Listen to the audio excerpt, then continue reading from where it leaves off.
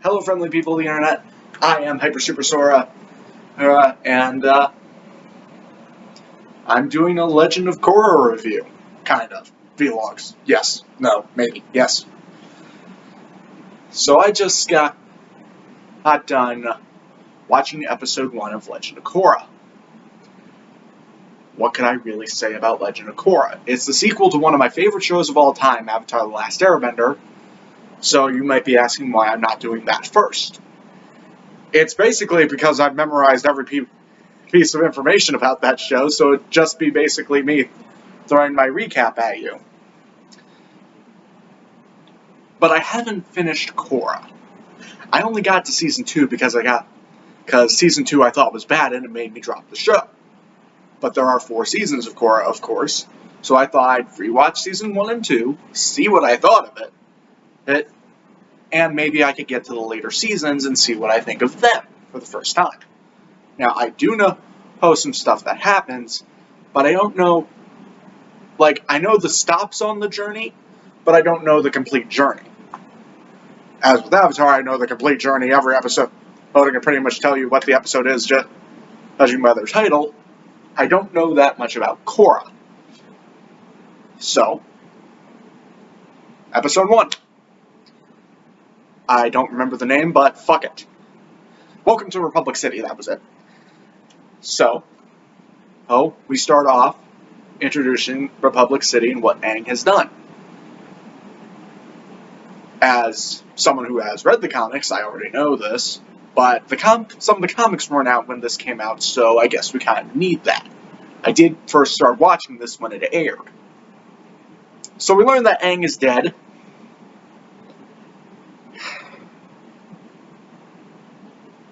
We all knew that was going to happen, but it's still kind of sad. So we get introduced to our new avatar, Korra. I know, something called The Legend of Korra, and the main character's Korra. All this time, I thought it was Tenzin.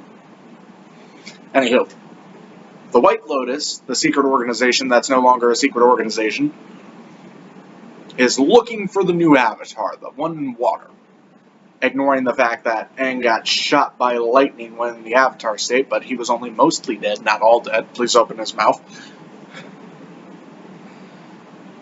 And we see Korra. She pretty much can use 3 out of the 4 elements out of the gate.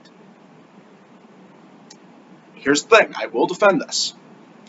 Aang could pretty much do the same.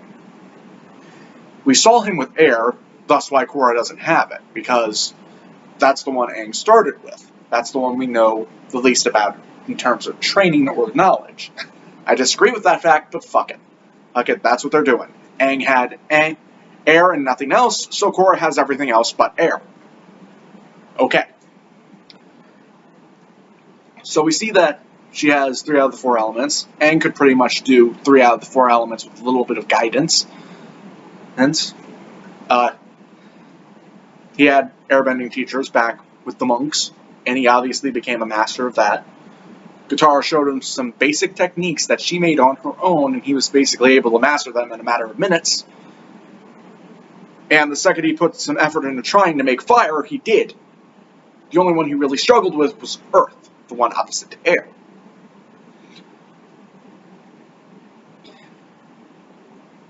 But not enough of going with theories and stuff like that. You can watch Mr. Enter's review to get to my point, where I'm going to get into it later, but Korra can't do change. She's been told, this is what you got to do it. And she's trying to do that, but the world doesn't need that role anymore. I will say, first off, that this show is very pretty looking. Is it a step up from Avatar? In terms of writing and character development, I will say no. And in terms of animation, just maybe. Maybe just a slightly bit more than Avatar. I know, burn me at the stake for saying something bad about Avatar. What am I kidding? This show still looks beautiful. But I do say Korra, in terms of animation quality, from what I can tell from this first episode, does look a tad bit better. That could be proven wrong in subsequent episodes, but we'll have to wait and see. So Korra's basically been locked in the South Pole since she became the Avatar. Apparently Aang did this, and I don't buy that for a fucking second. Aang was a very free spirit who loved to travel. He's been all over the world when he was 12 years old. Basically knew everywhere and every place. And when he didn't, he'd love to find out more. So I don't buy that he would say, okay, find the next one and isolate them in this one area to teach them. When it's been said that the Avatar travels across the world to learn the different elements. So I don't think that was the best call on either Aang or the writer's part. They could say they did this to be different from Aang, but different doesn't always mean better. How would I have done it? I honestly don't know. But I'm going to move on from that point since I got nothing. We see that there are more airbenders now. That means, good job, Aang. God damn it. One little thing I'm going to fucking bitch about is the Zuko Mother Cocktease. This came out before the comic, The Search came out. And I watched it when it aired. I didn't know the comic was a thing. So when the oldest kid, I don't know her name, asked about Zuko's mother, and Katara's going to tell her the story, when the middle child fucking interrupts, I'm going, no, you bitch, you bitch, you bitch. Except I was younger, I was more like going, no, no, no, before I swore.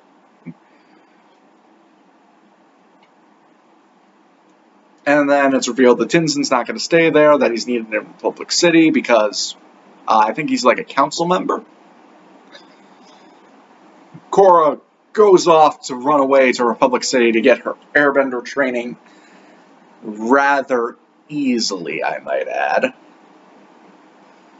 So that's not a challenge, getting out of the South Pole against these pretty much top-level security guards whose main job is to watch the Avatar. She'd be under 24-hour surveillance. I guess not. Now we get to her going to Republic City, and it shows that she doesn't really know how the world works, and I say, why would she? She's been trapped in the South Pole, where she's basically been treated like royalty or a god. Pretty much been pampered all her life. Now, I wouldn't say she hasn't had to work for anything, or she is a brat. Well, maybe later, but of course she's not going to know how the world works. She's been rather isolated this entire time. Of course, she doesn't know how the world works because she hasn't been in the world. Okay, I'm going to go with this topic. Non-bending oppression.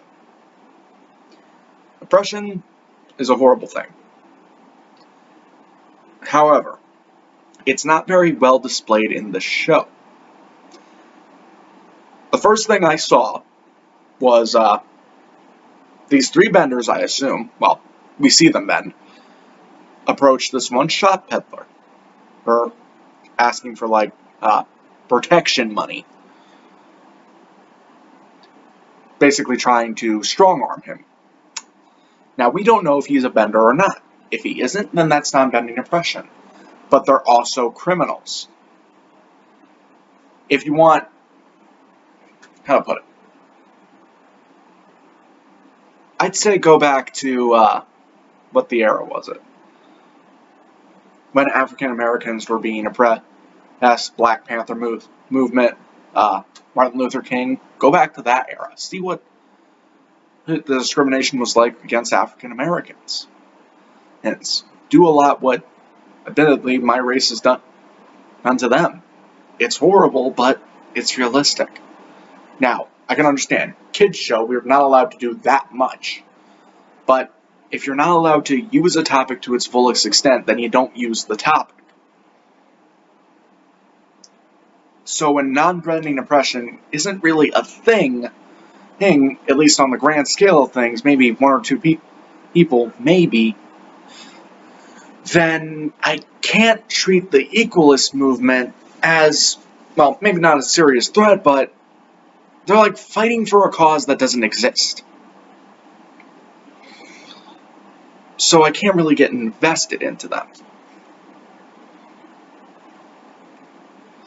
It's like, you have no real problem right now, so why should I help you? Because you have no problem that needs solving. Now, of course, Cora comes across an equalist little rally or something, a little get-together. And of course she doesn't know what to do. Of course she's been trained to be a sledgehammer.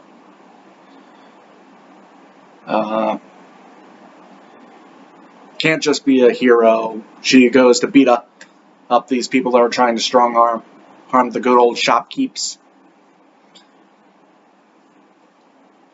But Republic City has a police force, has, metal-bending police officers, and I doubt I doubt all the police officers are metal benders. They may have a metal bending squad, but if your whole entire police force is just metal benders, then no. Also, metal bending is a big thing now. Now, I also noticed that they focused on metal, not earth. Like, you still have access to earth bending, right? I mean, make a cocoon around Cora. From what you can tell, she's just wearing the waterbender clothes, but maybe someone called in saying, hey, someone who can bend 3 out of the 4 elements is here. Here, what the hell? And maybe they knew about that, and they knew, okay, Earth might not be the best bet. I doubt every single police officer would know that, but it's the concept of a hero with a gun. A good guy with a gun. A police officer is going to walk on the scene, and he's just going to see 2 people with guns. So naturally, he's going to try to arrest both, because he doesn't know. There's no big sign above our heads that says whether we're a good guy or a bad guy or not. And you come across the issue that the world doesn't need an avatar right now. It's trying to deal with its own problems. You saw this with the previous water avatar. I forget his name. Fuck. I want to say Ram Koda, but I know that's not it. That's Star Wars. But as you saw, the world will solve its own problems in his day, and he would just kind of go with the flow with things, where Cora seems to fight the flow. Again, watch Mr. Enter's review on Legend of Korra Season 1 to see what the ultimate opinion of that is. In my opinion, I think his version makes a lot of sense. His review makes a lot of sense, and thus it's really good. But blah blah blah, watch it. The world doesn't even Avatar. Cora doesn't know how the city works, thus she doesn't know how the city works, she doesn't know how any of these systems work. She's been trained to be a sledgehammer, a soldier, a weapon. She's taught, hey, those are the bad guys over there. Punch them really hard and the problems will be fixed. Which in Aang's case was kind of right, since the Fire Nation was the big bad guy, kind of like in the World War II, where Nazis were the big bad guy. Hi. And we have no problem. That's not how the world works now, so can't just punch your problems away. Hey. And then we have a little moment after Tenzin picks up Korra from the police station, where they're going to Air Temple Island. There's this giant Statue of Liberty thing of Aang, which I think is really nice and cool. I wish we got to see that Aang design, because I like that Aang design. Maybe we do later, I'm not sure. And we see, like, Tenzin's doubts and his own, self-loathing of, I'm not going to be able to live up to those expectations. And you can kind of get some of that from Korra, too, maybe later on, because Aang left some big damn shoes to fill. He essentially saved the world. How are you going to live up to that? as someone who does have those kinds of daddy issues that Tenzin has the first thing he needs to do is to separate himself and Aang. His dad was his dad. He is he. He doesn't need to live up to him. He just needs to be the best version of himself. That's it. Saying earlier, Korra was mostly built as a weapon. Go forth, break the thing, no problem anymore. Or when that's not what the world needs. The world needs a diplomat to fix its problems, kind of. When Korra hasn't been trained to do anything of the sort. So, how is she gonna do anything about it? Punch the problem away? I guess. I'm not sure what that's gonna do. But then as Korra's giving a speech later on during the thing, I should really do like a recap, like an episode thing. So I'm not just jumping all over the place, at least with the notes like I am now. This first episode's going to be a shit, I know it. Then we got the Equalist headquarters, where the new big bad, Amon, is talking to some, like, henchmen are talking to him saying, the Avatar's here, what do you want to do? And so far from what I've seen of him and what I remember of him, I remember liking him. So don't disappoint, Amon. Don't. And yes, I know the twist. I'm not going to reveal it until it happens. But let's just say I don't agree with the twist. That was episode 1 of Legend of Korra, or at least my notes on it. What did I think of episode 1? Meh. It was fun. Honestly, I think this should have been like a 2-parter, maybe. So we could flesh out the city, flesh out the non-bending oppression that's going on. Hell, if she was traveling with the White Lotus, so she'd have like a posse guarding her and they were going to Air Temple Island, and then some stuff happened with an Equalist attack that separated her and the White Lotus, where she learns about the city and gets lost in these lower sections where these non-bending impressions happen, then meets Tenzin, she would realize, okay, this is a problem. This is what I have to do. She does have character flaws, which, thank fucking God. I am tired of all these female leads being basically perfect. You're not human, thus I don't really want to watch you. She's impulsive, she's brash, she's quick to violence. She's impatient. I think I already listed that one, so shut up. She's not Aang. As a matter of fact, I think she's built to be the opposite of Aang, which can work if handled right. I remember them not really handling it right, so hopefully it's good. This has been episode 1 of my Legend of Korra vlogs. Nah, I'm not going to call that. This has been episode 1 of my Legend of Korra reviews. Episode 1, it's average. That's all I can say. Some pretty animation, some okay story, some one good character moment that made me go, yeah, I like that guy. Perfectly average episode. What'd you think about episode 1 on Welcome to Republic City? Leave your thoughts in the comment section down below. Don't forget to hit that like button if you like the video. Oh, subscribe if you want to see some more of my videos. Hopefully I'll be uploading more. And don't forget to hit that little notification bell to see when I upload all the time. Until next time, this has been Hyper Superstore, signing off.